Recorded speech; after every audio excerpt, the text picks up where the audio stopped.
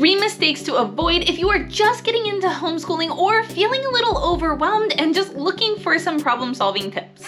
The first is to not try to duplicate the public school. Public schools are set up to help a lot of students at one time. And while you might be a large family, your dynamics look very different. Now, according to your personality, you might like a structured time schedule to get things done, or if you are a working parent, things like that might be important.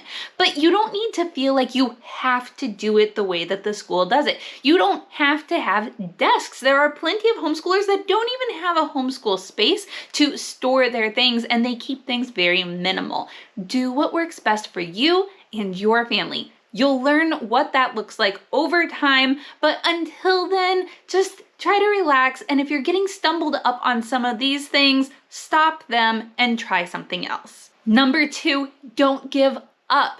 There is a learning curve to everything. If you are switching to a new curriculum, if you're trying homeschooling for the first time, even getting to know your children's learning styles, this is going to take time. A learning curve is a real thing, not just for your kids, but for you also. So give yourself some grace. If things aren't working, let's dig a little bit deeper into that. And I talk more about that in this video that you can check out. The other mistake I see a lot of families making is overloading their schedules. Now, I know that there is a lot that looks like fun, and we are worried about our kids falling behind, and we want to make sure that they're doing everything. There's a couple of ways that you can manage this. One is looping. You do not have to do history every day or science every day. You can loop those. You can even not just loop them daily, but weekly, monthly, by term. There's lots of looping options for things like that. You can loop multiple things even on like a 5 or 6 day rotation. Looping would have to be a different video, but that is one option.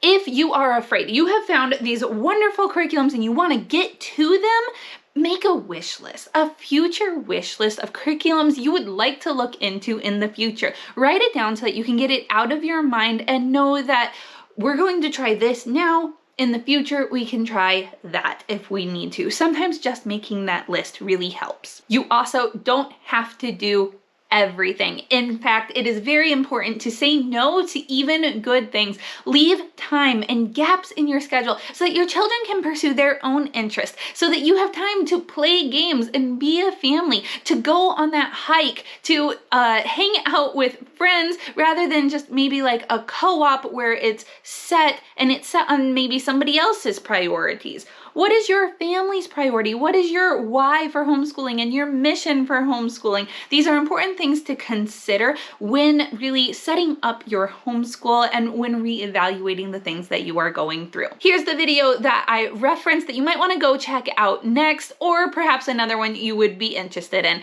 Thanks so much for watching, guys. Bye-bye.